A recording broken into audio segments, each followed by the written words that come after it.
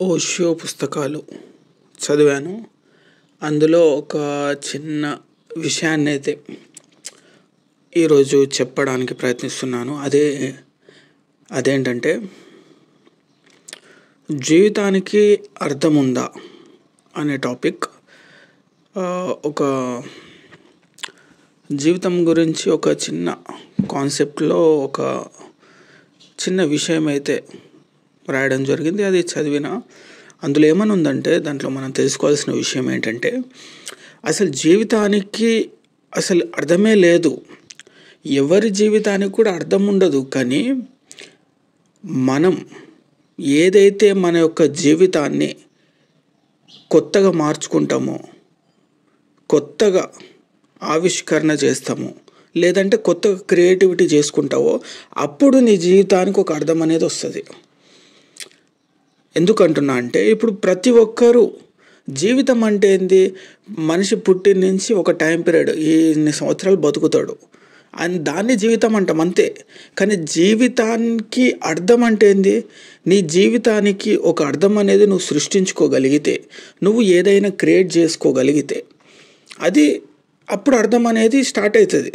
ఇప్పుడు for example, నువ్వు just పుట్టినవు, సంవత్సరాలు గడిచిపోతుంది, నీ జీవితం పూర్తవుతుంది, అంత అయిపోయింది. కానీ నీ జీవితానికి అర్థమేం లేదు. ఎప్పుడైతే నీ జీవితాన్ని ప్లస్ చేసుకుంటావో, యాడ్ చేసుకుంటావో, కొత్త పనులు కావచ్చు, నీలో కొత్త యొక్క సృష్టి కావచ్చు, అంటే నీ యొక్క సృష్టించుకోవడం కావచ్చు, క్రియేటివిటీ కావచ్చు, కొత్తగా నిన్ను నువ్వు తయారు చేసుకునే ప్రాసెస్ కావచ్చు, అప్పుడు నీ యొక్క జీవితానికి అర్థం ఉంటుంది. ఇప్పుడు ఫర్ ఎగ్జాంపుల్ ఇంకా ఇంకొంచెం డీటెయిల్గా మాట్లాడదాం. ఇప్పుడు ఖాళీ డబ్బా ఉంది, దానికి ఏం వాల్యూ లేదు, దానికి ఒక అర్థమే లేదు. అదే ఖాళీ బాక్స్లో మనము ఏదైనా కొన్ని సామాన్ పెడితే దానికి ఒక వాల్యూ వస్తుంది, లేదా ఇంకొంచెం బంగారం పెడితే ఇంకా వాల్యూ వచ్చేస్తుంది. అంటే ఎంటీ బాక్స్ అంటే ఒక మనిషి కూడా జీవితం ఒక ఎంటీ లాగా ఉంటుంది. ఎప్పుడైతే దాంట్లో విలువైన పరిస్థితులు కావచ్చు, విలువైన క్రియేటివిటీ పనులు కావచ్చు, ఎప్పుడైతే యాడ్ చేస్తామో అప్పుడే జీవితానికి అర్థం వస్తుంది. ఇప్పుడు ఫర్ ఎగ్జాంపుల్, రోడ్డు మీద తాగి, రోడ్డు మీద పడుకొని ఇష్టం ఉన్నట్టుగా బతికేవాడికి ఇది కూడా ఒక జీవితమే. కాకపోతే అతనికి జీవితానికి అర్థం లేదు.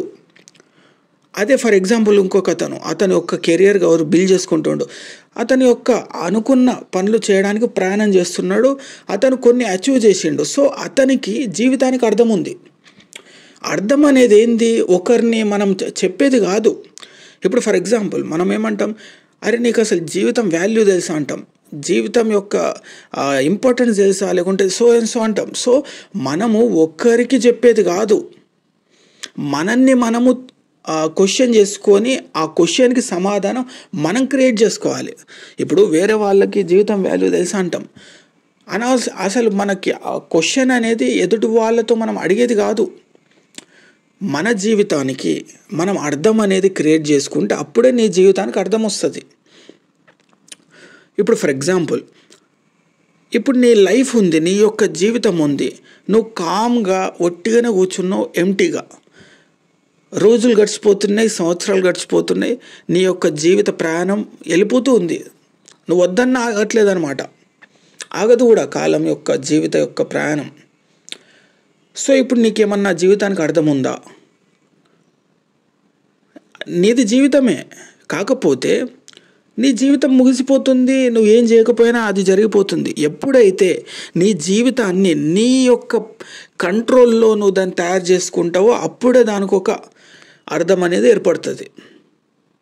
సో ఓషో రజనీష్ గారు కూడా ఒక మాట అదే చెప్తున్నాడు, జీవితానికి అర్థమే లేదు. జీవితం ఉంది అందరికీ, కానీ అర్థం లేదు.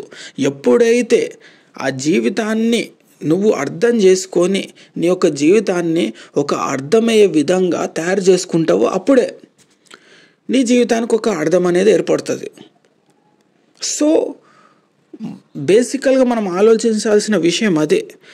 జీవితం యొక్క అర్థం, జీవితం యొక్క వాల్యూ, జీవితం యొక్క ఇంపార్టెన్స్ కావచ్చు, సమయం కావచ్చు, ఏదైనా ఒకరిని అడిగేది కాదు, ఒకరికి చెప్పేది కాదు, మనలో మనం తెలుసుకోవాలి. మన జీవితానికి ఏమైనా అర్థం ఉందా, మనం జీవిస్తున్నాం, జీవించే ఒక జీవిత ప్రయాణంలో ఏమైనా అర్థమయ్యే సిచ్యువేషన్స్ నీలో నువ్వు క్రియేట్ చేసుకుంటున్నావా అనే విషయాలు ఆలోచించగలిగితే ఒక జీవితం యొక్క అర్థం అనేది మనకు తెలుస్తుంది. సో ప్రతి ఒక్కరూ జనరల్గా కూడా క్రాస్ చెక్ చేసుకోవచ్చు. ఇప్పుడు ఎగ్జాంపుల్ సింపుల్గా మాట్లాడుకోవాలంటే, ఒక ఇద్దరు మనుషులు ఉన్నారనుకో, 2 persons. ఒక అతనేమో ఏదో చేయాలనే ప్రయత్నంలో తనను తాను తెలుసుకునే ప్రాసెస్లో ముందుకెళ్తున్నాడు. ఇంకో అతను ఏంటంటే జస్ట్ అలా కాలం గడిపేస్తూ ముందుకెళ్తున్నాడు.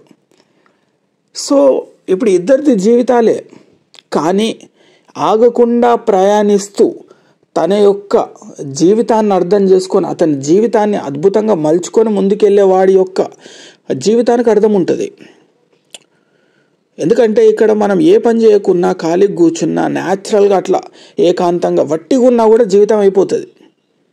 ప్రతి ఒక్కరి జీవితమే, కానీ నీ జీవితానికి ఒక మూలం అనేది నువ్వు తెలుసుకొని నీ యొక్క జీవితాన్ని నువ్వు అనుకునే ఏదైనా కావచ్చు, ఇదే అని కాదు, ఇక ఇది ఇట్లా అది అట్లా అనేది కాదు. నువ్వు రైటరా, క్రికెటర్వా, సింగర్వా, డాన్సర్వా, ఏదైనా కావచ్చు. నువ్వు ఏదైతే నీ యొక్క జీవితానికి ప్లస్ చేసుకుంటావో, ఇప్పుడు ఫర్ ఎగ్జాంపుల్ నువ్వు డాన్సర్ అనుకో, అప్పుడు నీ జీవితానికి అర్థం ఉంటుంది. నువ్వు ఒక క్రికెటర్ అనుకో, అండ్ సో అట్లా నువ్వు అనే దానికి ఏదైతే యాడ్ అవుతుందో అప్పుడు నీ యొక్క జీవితానికి అర్థం అనేది క్రియేట్ అవుతుంది.